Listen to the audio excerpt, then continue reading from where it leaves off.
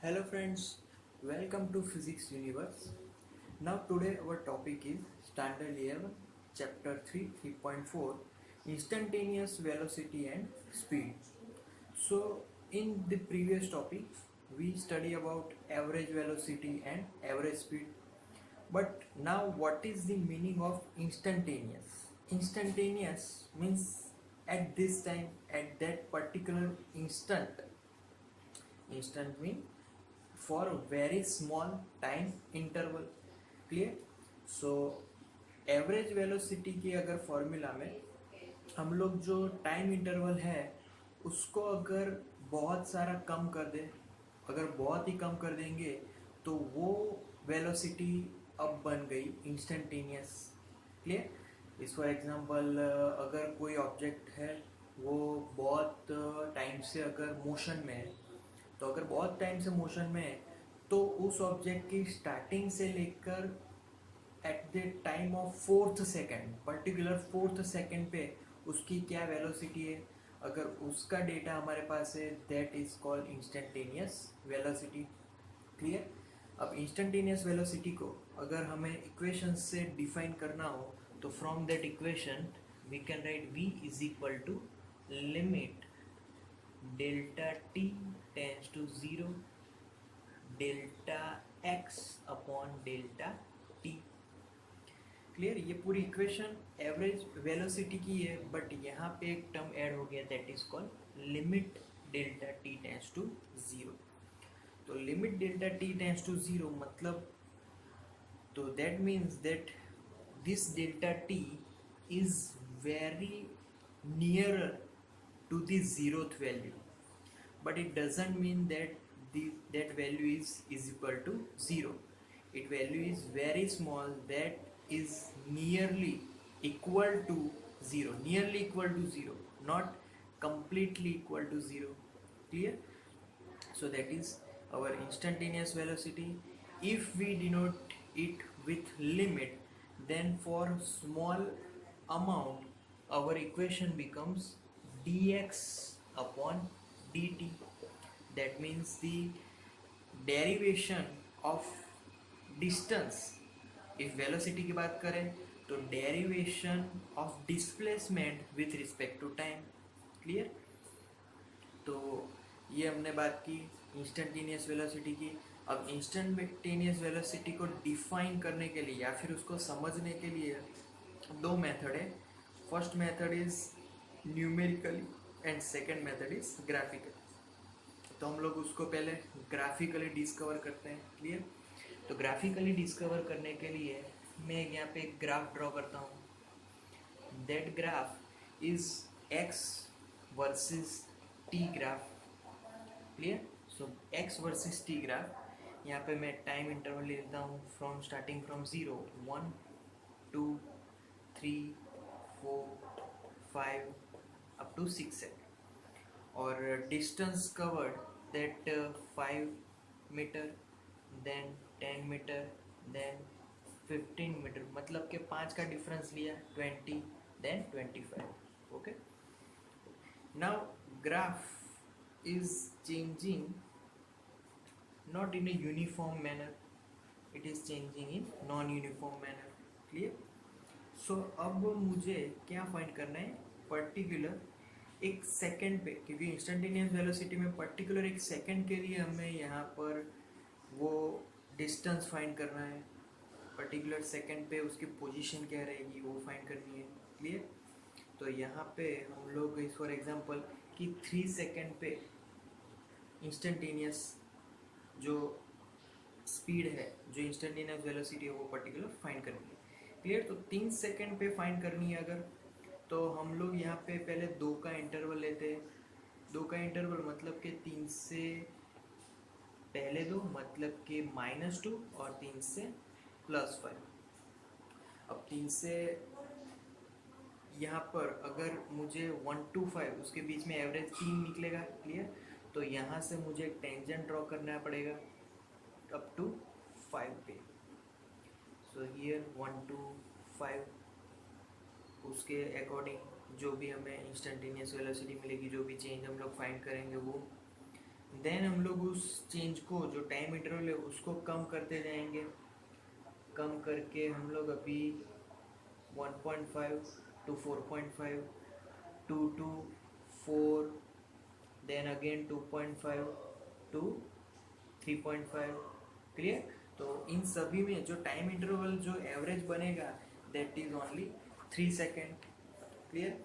अब उसको हम लोग अगर थोड़ा मैथमेटिकली देख ले, ग्राफ में से मैथमेटिकल अगर फाइंड करेंगे तो कुछ ऐसा होगा कि हम लोग जो चेंज इन टाइम है वो delta t is equal to, पहले हम लोग कितना चेंज लेने वाले थे तो 1 to 5, उसकी एवरेज 3 है, तो 1 to 5 का चेंज, तो उसका चेंज होगा 4 सेकेंड। फिर चेंज लेने वाले 1.5 to 4.5, तो दैट चेंज इज 3 सेकेंड। फिर चेंज क्या लेने वाले हैं 1.5 to 3.5 के बाद, देन 2 to 4, वो चेंज क्या होगा 2, then 2.5 to 3.5, that change is 1 second.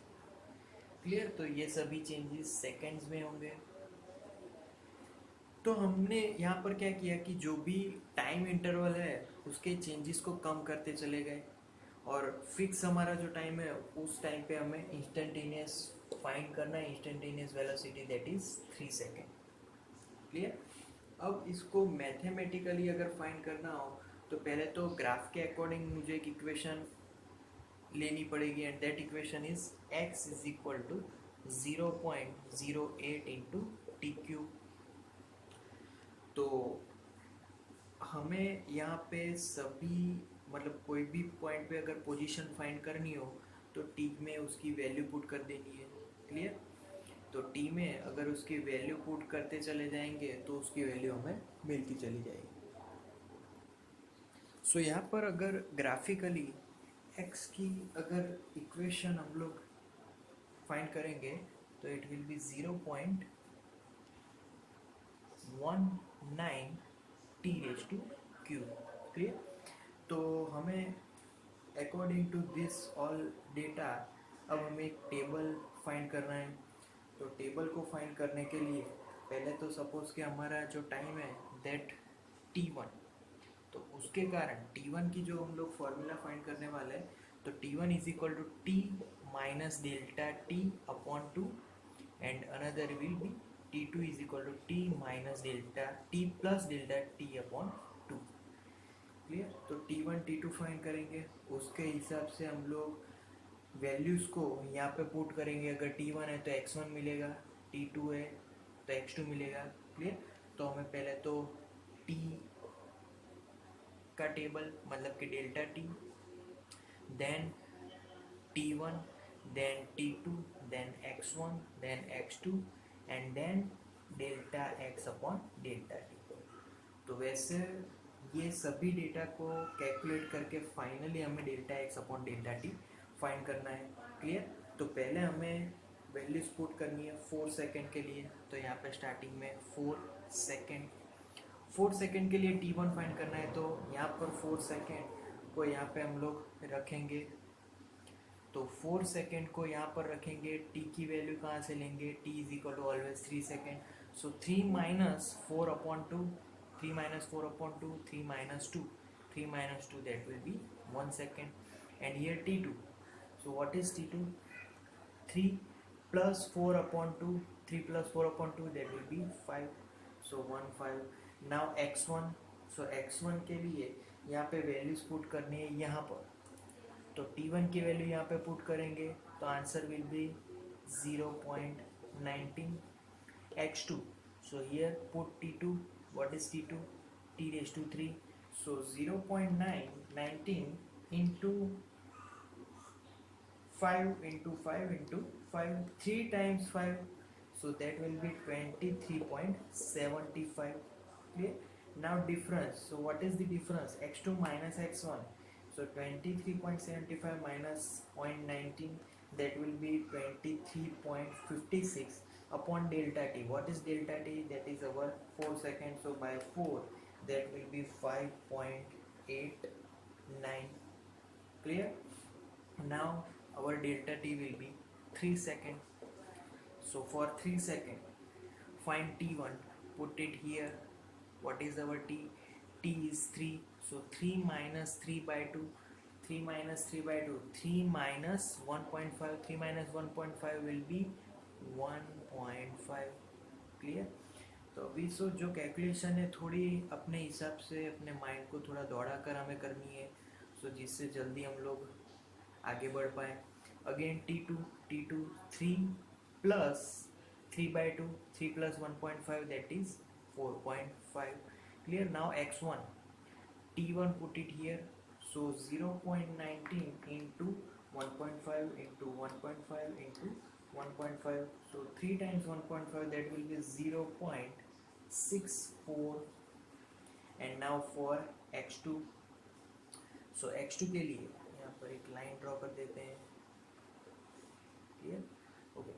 तो x2 के लिए यहाँ पर t की वैल्यू 3 प्लस x2 के लिए यहाँ पर t2, putting value t2 from this 4.5, so 0.19 into 4.5 into 4.5 into 4.5, and that will be 17.313.